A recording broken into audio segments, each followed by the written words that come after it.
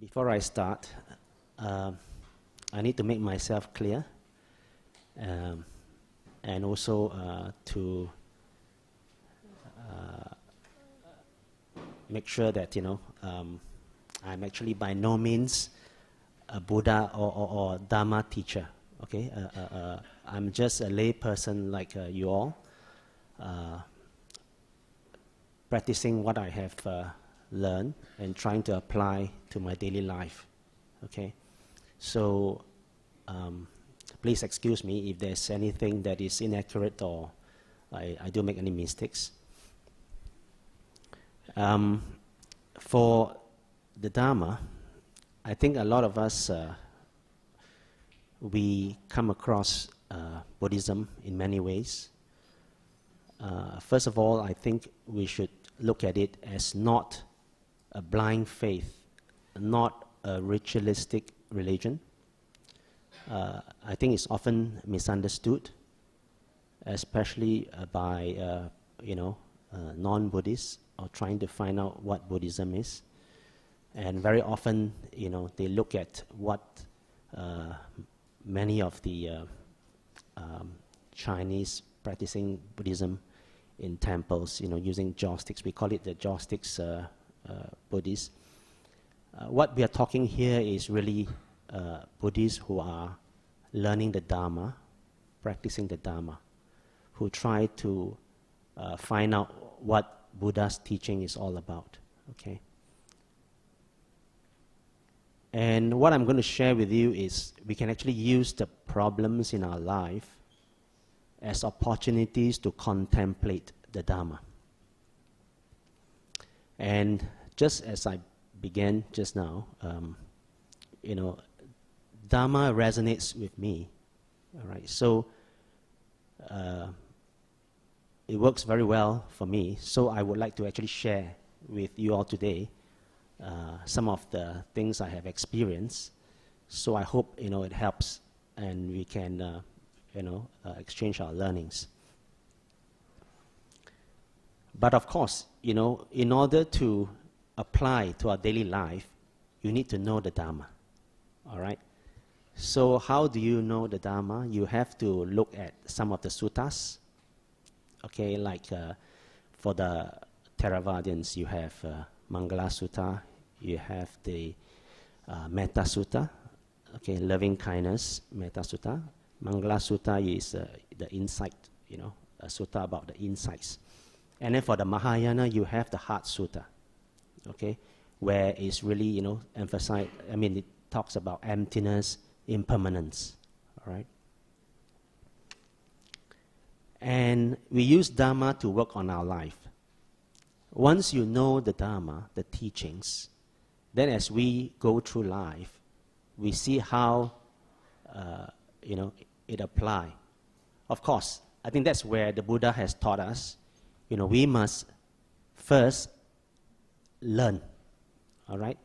Learn, we have to, I think at the present age, you have Google, you have a lot of, especially, we are very lucky these days, a lot of English translations for most of us English educated. 30 years ago, a lot of suttas were in Chinese or Pali.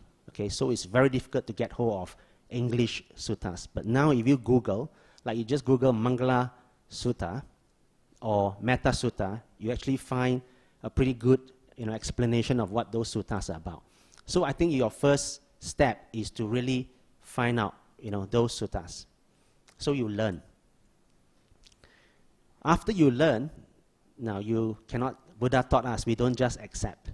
Okay, you should question and understand. All right? You learn, you understand, you question.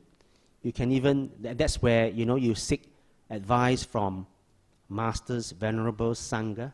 And that's why the Sangha is there for us. All right? And then once you understand and you question, you accept. Okay, that is where it's an important step. You find that it resonates with you, it applies to your daily life, you accept it, and then, you have to apply. And that's where the practice come in.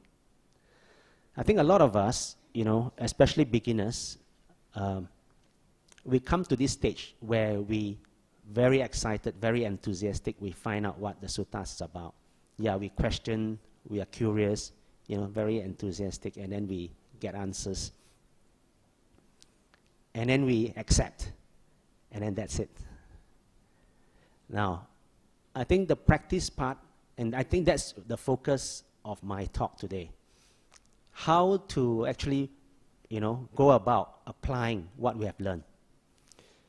Actually, our life is filled with opportunities for us to apply, and that's where we want to see how we can translate those teachings that we have learned, that we have accepted, and apply it in our daily lives. Okay?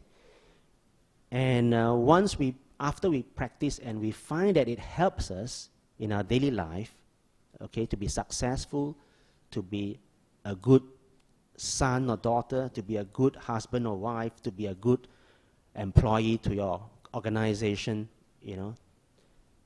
and then you have to share. All right? So these are the various stages to be, really using the Dhamma, to work on our life. Okay? And lastly, there's no shortcuts. And I think a lot of beginners, misunderstood the Dhamma or the Buddha's teaching as though it is a KPI or as though it is an objective, as though Nibbana is something that we achieve as soon as possible, by all means, and find the shortest way. Oh, meditation is fast, or what is faster way to achieve Nibbana? That's wrong. That's wrong. There is no shortcuts. And in fact, to be a good meditator, you need to be strong in your suttas. You need to be strong in the teachings first. Because or else, if you jump straight into meditation without knowing the teachings, you'll be led in the wrong path. And that's why you hear of some people, after trying very hard meditating, and then actually they gave up altogether. So if you're not grounded with Dhamma, okay, you shouldn't be meditating, especially to the advanced stage. So first, it's good to take small steps. Like I say, the whole series, the practice is very important. Whatever you learn, you always have to focus back. Where can I find opportunities to practice, to check back if what I have learned is correct, and authenticate that Buddha's teaching is really helping me, helping my life. My life is getting better, and I'm doing what the Buddha taught us. All right. Now, how many of you here have seen this? I think most of us has worked in a company somehow or other. Some have worked in an MNC, some have worked in a SME. By the show of hands, how many of you have seen this? Great. At least I have 1, 2. Excellent. So I'm not, plucking facts from the air. Okay, this is an appraisal system from General Electric. And for those who studied MBA, they also use this in the MBA classes. They call it the Session C in General Electric. And this is how they appraise all their employees in the world. Okay? When I was there, they have like 400,000 employees around the world. And everyone goes through this every year. Okay? So the vertical axis is the performance, is your KPIs, your sales target, your cost savings, your inventory targets, your production rates, right? Your yields, okay? Then, interestingly, in the horizontal axis is values, okay? But I don't know whether it's Jack Welch's idea or his team of executives. Normally, they have every once a year, they have a BMC course where they gather the whole world, all the top management to brainstorm to come up with this. Probably that's where they come up from. And they find that values are equally important to performance. So they put it on the horizontal axis. Okay, what are the values that GE look after? look for. I think the common ones were integrity, leadership. Okay. But for those who have practiced the Dhamma, okay, a lot of these values can be acquired through what we learn, okay?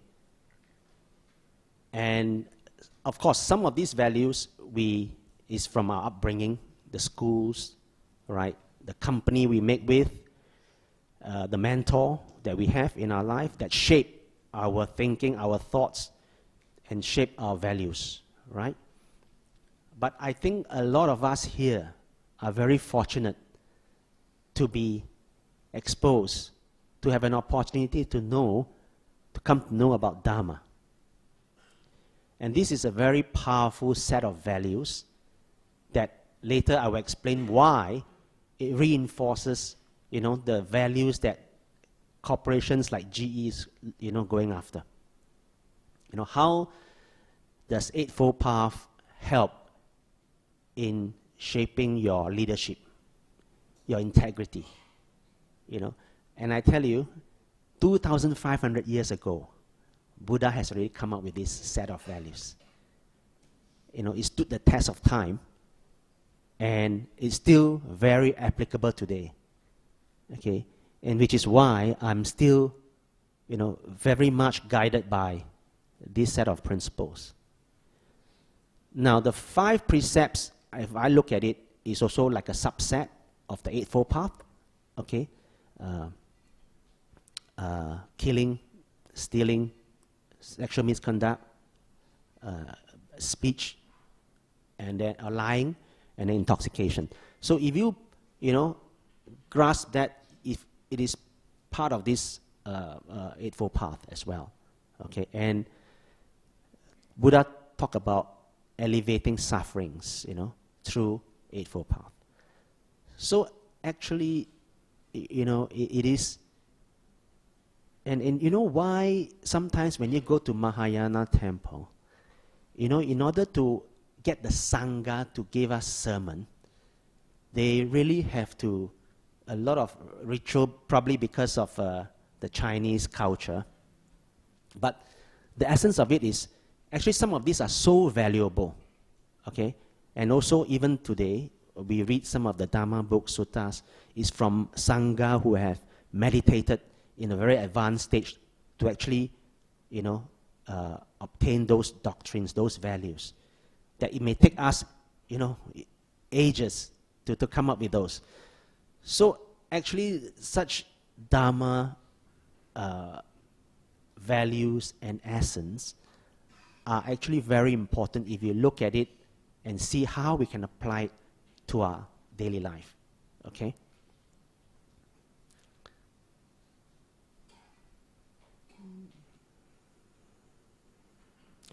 Okay, coming back to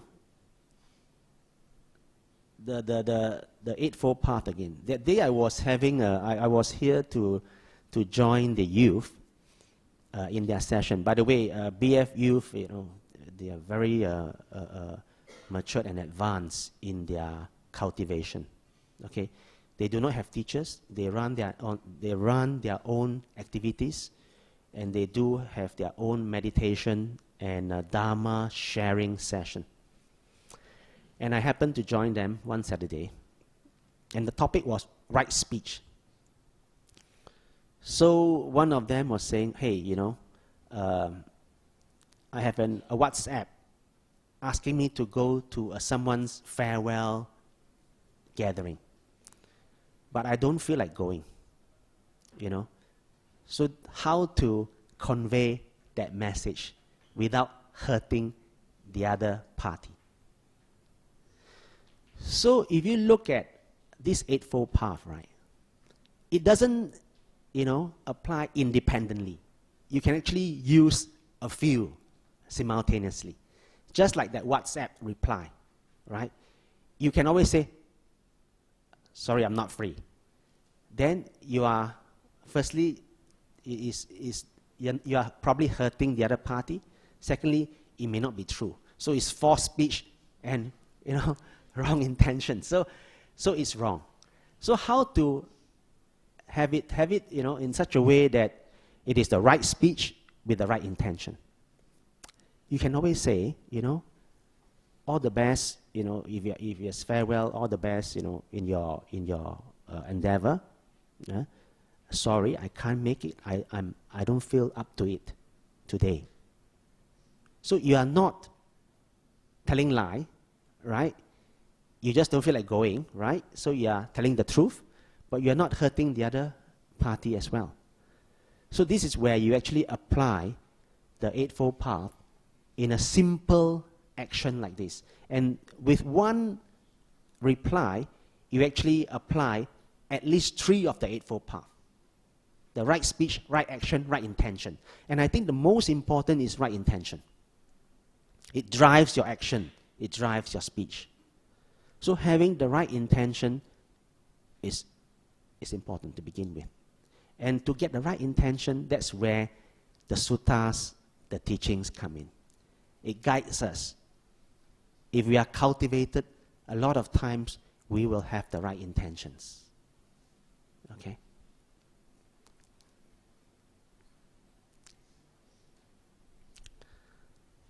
Okay, this is a glass half filled with water, yeah? Now, if I have a tablespoon of salt, tablespoon and not teaspoon, and put into this glass of water, how does it taste? Salty, right? Very salty, right? If it's a tablespoon, right?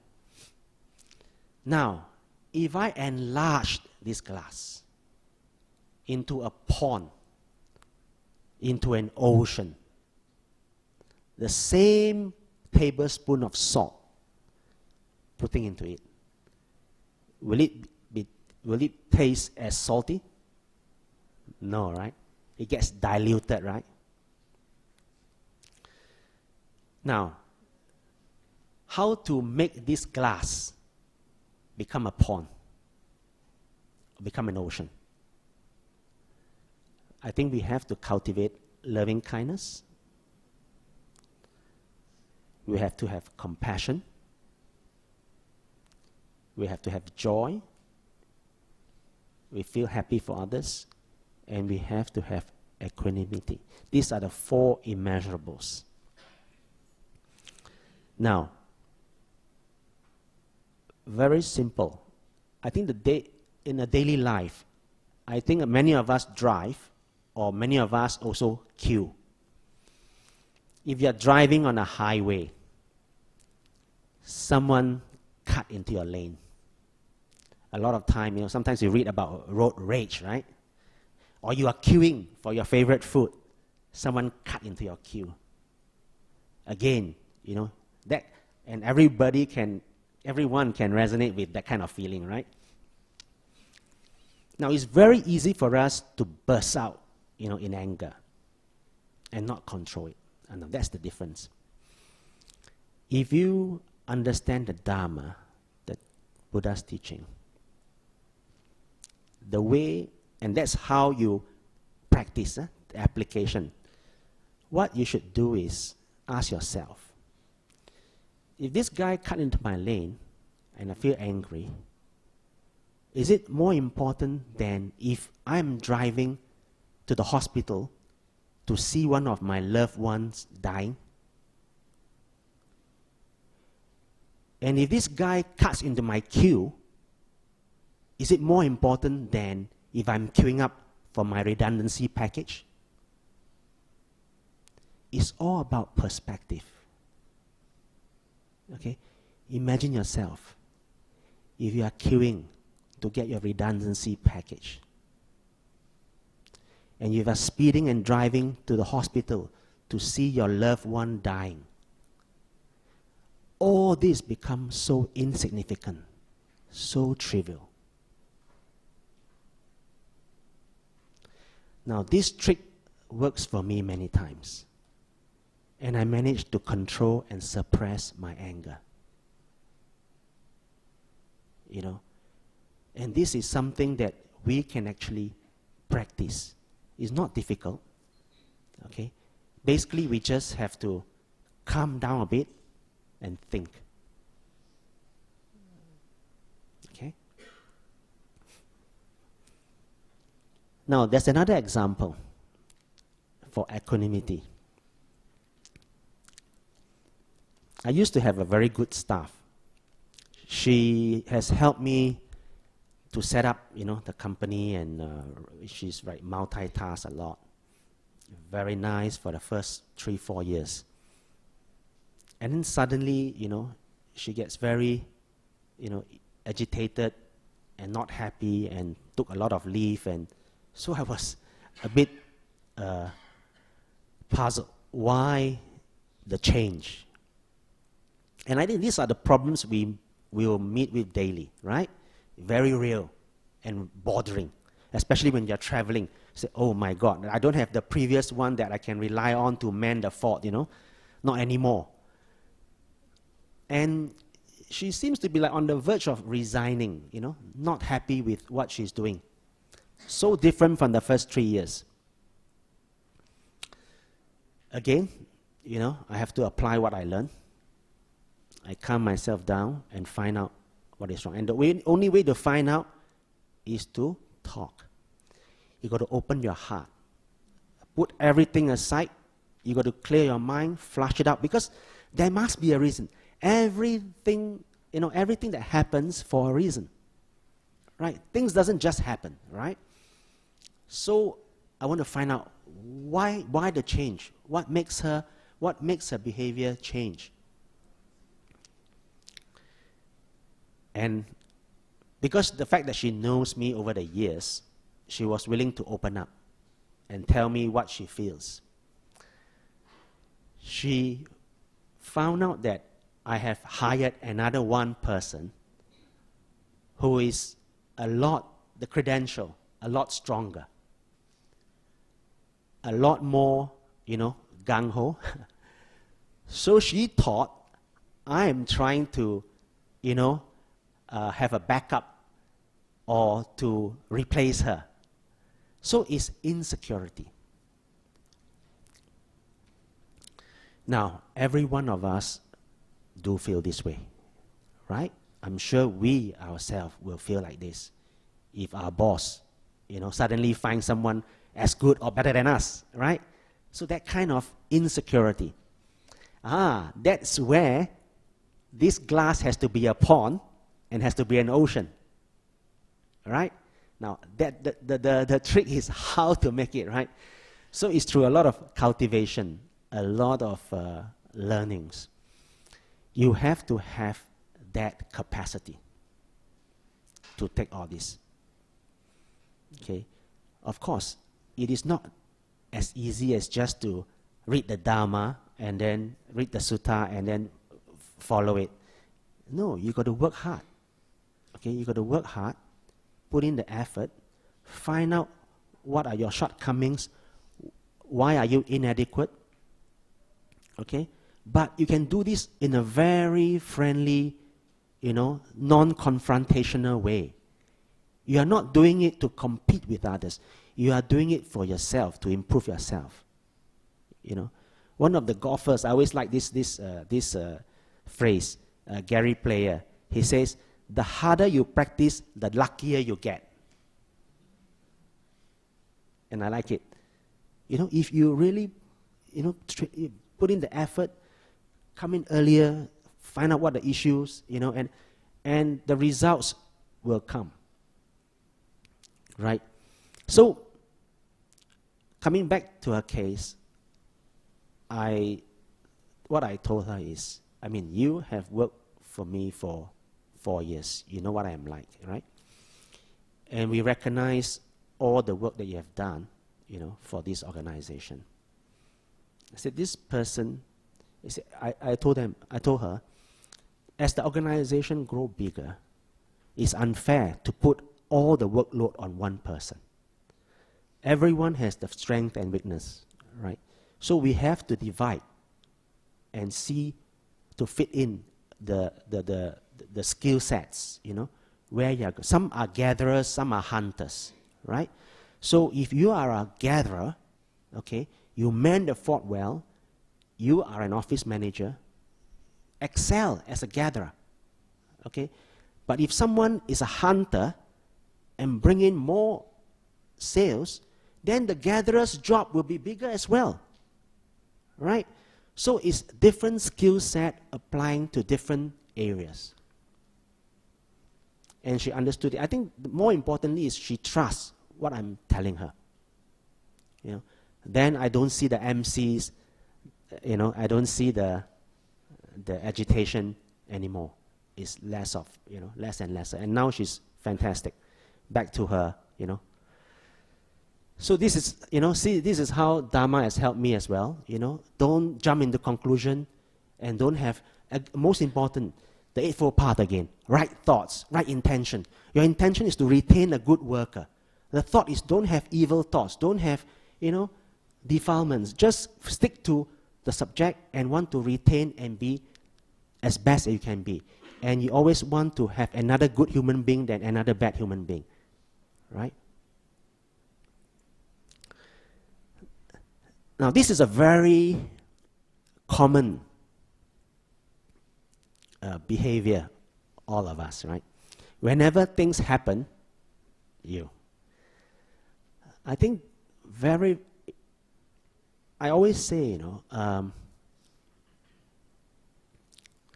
actually one of the strongest strength, right, is knowing your weakness. Okay? One of the strongest strength is knowing your weakness. And this has helped me a lot of times. Come on. There are a lot of, you know, the Nobel Prize winners, the Ivy Leagues, the Jack Ma, the Bill Gates, the, you know, Warren Buffett of the world. If you compare, you know, you become so small, right?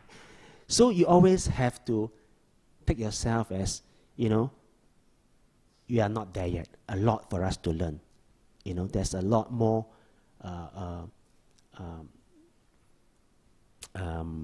runway for us. So always the first thing you have to do is to look at yourself. If something happens, always find out, am I the one who actually caused this problem? Am I the one who, you know, responsible for this mistake? I think if everyone does this, right, I think the world will be a better place. Right? So I think this is a very, very important step before you even embark on the Dhamma journey. Always ask yourself first. There was one incident or accident that it was very funny. That was quite many years ago. A lady who drove a big German car, she was making a turn and there were 2 lanes. She only saw the first lane, it was clear, and she made a turn. Without seeing the second lane, I was still driving, and I hit her, boom. Okay, mine was a Japanese car, my bumper came off. So I ran out. And I could imagine, you know, we were both smiling, and we know exactly what to do. Exchange information, and say, yeah, okay, no problem. And then we just submit the insurance claim, and that's it. She knew she was wrong because she didn't see the second lane. I knew she knew she was wrong.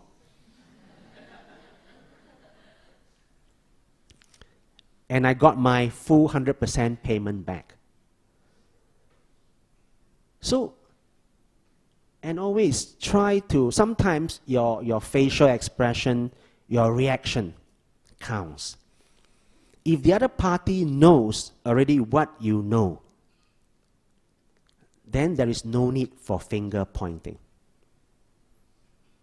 All right? That's why I think if everyone always look at yourself first, okay, then a lot of problems can be solved. A lot of times we don't look at ourselves and we try to blame it on others, and that's where, especially the other party, when they are innocent, can you imagine? You know, you start very unnecessary, negative action and negative energy.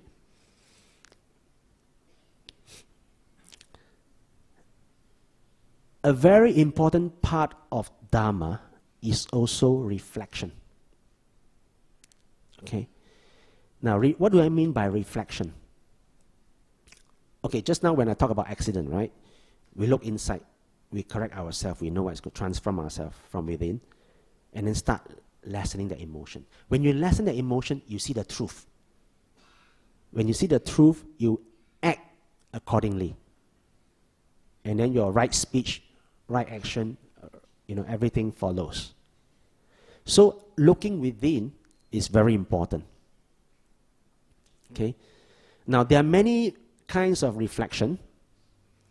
You reflect as a child whether you have done any wrong to your parents. You reflect a friend whether you have done any wrong to your friends. Okay? Your colleagues, your bosses. A lot of us, we always blame the bosses, yeah? The boss. But always try and, when you reflect, you say, hey, if I am the boss, will I be a better boss? Of course, if you are a better boss, then, probably your boss maybe have some problems. But always try and look at yourself, reflect. When you reflect means, one of the method of reflection, I learned from Ajahn Brahm's talk last Wednesday, silence. I think when you are silent, you reflect. Even during a quarrel, okay? If you happen to be in a quarrel, I think suddenly you just stop. Silent. And when you're very angry, silent, calm down. Okay? And in your busy schedule, find a time to be silent. And that helps to reflect. Okay, one of the examples I want to share with you that I'm glad I made that reflection, and it was one of the best in my life. We take annual holidays, right, with the family. Now, very popular in Singapore. You bring your children, you go different parts of the world after a hard-earned, year, or you want a break. We have been doing that.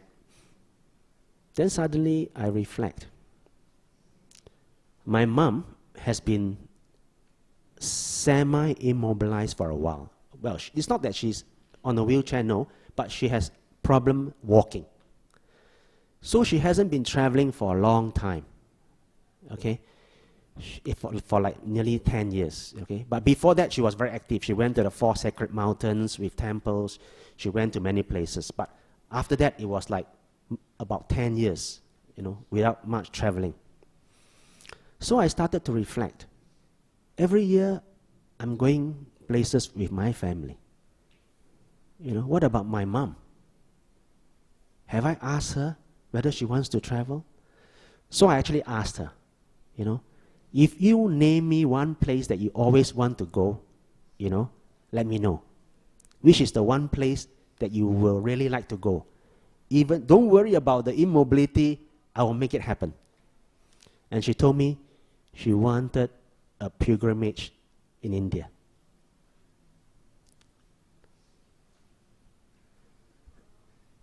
Okay, I spent 12 days with her. Okay, followed the Buddha's trail. And we were both very, very happy. Just one-on-one. And because of her immobility, we had a 4-wheel drive, a driver and a guide, and a set of wheelchairs, just in case. And it had, when you do that, right, before that I actually did a lot of research from some regular pilgrimage trip makers. They told me, wow, the journey can be 6 hours. You've got to be prepared for natural emergency and things like that. But because we move in a 4-wheeler, right, there was no journey more than 4 hours, 4 or 5 hours. So we didn't have that problem, luckily. Maybe Buddha blessing. Everything went so smoothly. And I had one of the most wonderful time myself. It's just one-on-one myself with my mom. And coincidentally, after that trip, actually there was no way I could take her out anymore because she became more and more immobile. And she passed away last year. Timing. Do it when you can. Don't postpone. Because it may be too late. And I'm glad I did it. You know, if I had pondered for another year, you know, I think it will be one of the biggest regrets. Okay, I want to shift gear a bit. A lot of, oh dear, I think the timing. Sorry. Just very quickly, a lot of time we get confused with the mind, the brain, and the heart, right? How many of you still not very clear about this, the mind and the brain? Can I have a show of hands? The mind and the brain? Okay, good. I'm glad to be honest, I have that problem as well. You know, tell me what's the difference between the mind and the brain, right? Brain. Okay, what I did was, I actually simplified for my own understanding. So I want to share it with you, which is the purpose of this session. I want to share what I figure out myself, you know.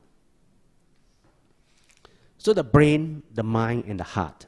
Because these are the three things that really, you know, touches us when we practice, you know, Dhamma, right? Brain, we talk about intelligence, right? But mind, we talk about wisdom, right? And the heart, we talk about compassion. Okay? Brain, great job, you know, good results. But mind is good. You know the difference between great and good? Yeah? And kind. Okay? Brain, results. I think mind is impact. And heart is emotion, right? Brain, lifestyle. You go for this, you think of that, you think of doing this, you think of going there, right? Mind is life, life-changing. And heart is, of course, feeling. Yeah? Brain linked with achievements. Yeah? And mind, you think of giving back. And heart, you have gratification. And of course, some of the right things, you know, brain, you have consciousness. Mind, you have awareness. And heart, you have empathy. Yeah? So I hope I help you in a way understand the difference, you know, and then we can work and actually see and feel the progress we make. Let me shift gear again back to the real world very quickly, the materialistic world. And imagine yourself to be very rich, yeah? If you have tons of money, okay, even if you are very rich, you will have this problem, you know, okay? Whether to hold equity or hold bonds. In what currency, right?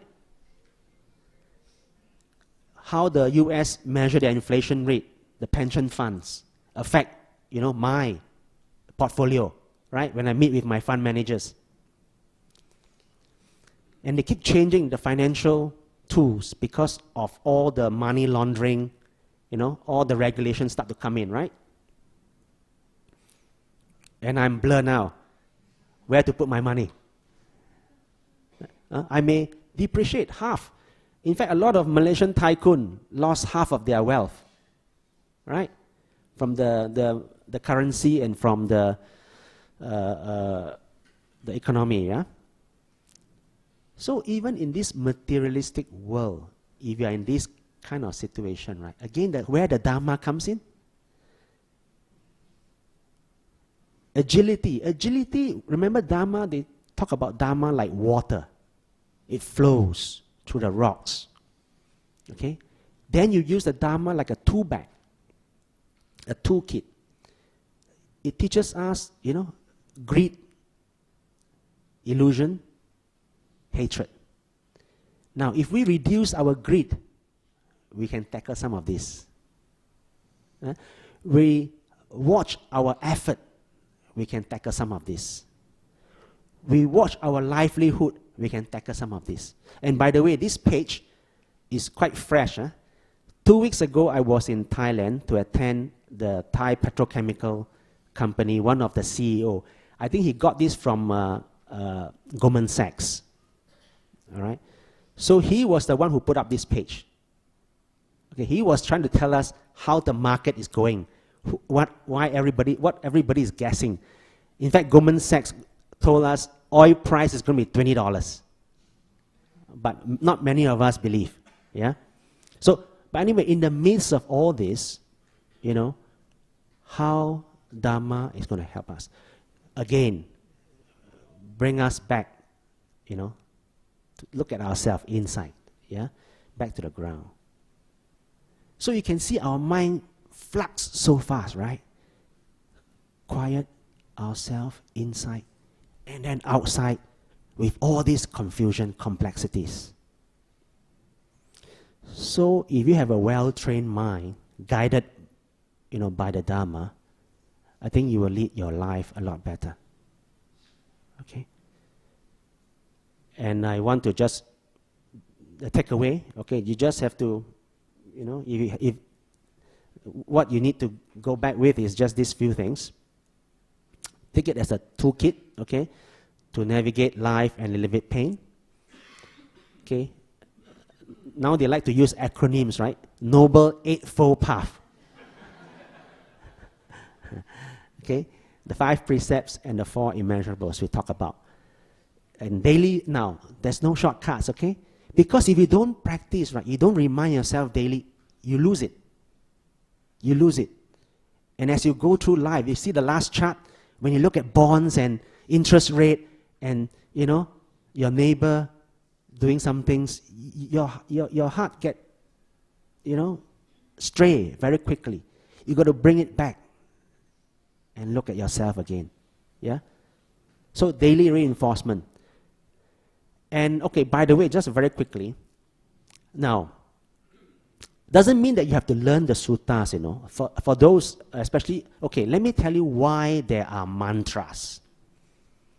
Om Mani Padme Hum, or the Mahayana Namo Amitofo, Namo Tasadabe Kwansin Posa. And Buddha is kind enough. For those illiterate, okay, they do not know how to read. They have a way to practice the Dhamma. And you know why? In Tibet, you have that wheel. You turn the wheel, there are a lot of suttas inside. How many rounds you turn. It's for people who are illiterate, but most importantly, they have the heart. So you just, Om Mani Padme Hum, Om Mani Padme Hum, 5 minutes a day.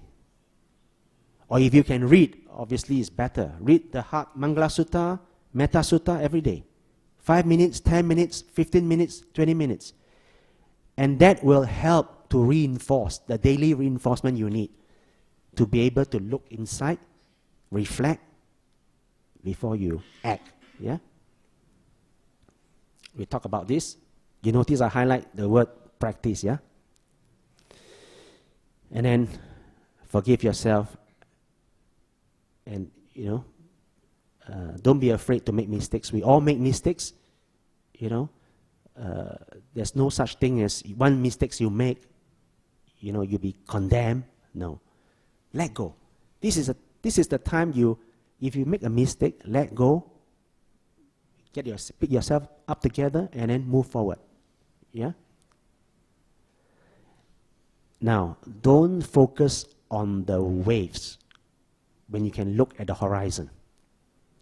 Don't lose sight of the horizon. All right?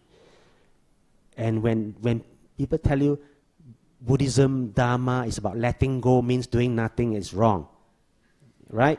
By now, I think you should know it is not doing nothing and let go. Yeah? It means you live and make it worthwhile while we are living. okay, and letting go at the right time when it doesn't really matter. If you can't control, don't control. Okay, with this, thank you very much for your attendance.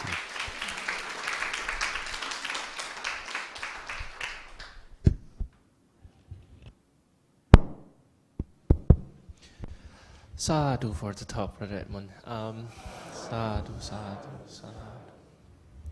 Brothers and sisters, we have a little bit of time for question and answer. Is there anybody who would like to ask a question?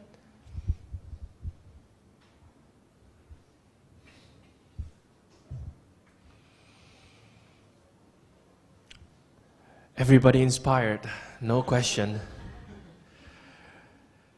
Going once, going twice. Okay then, so we will straight go into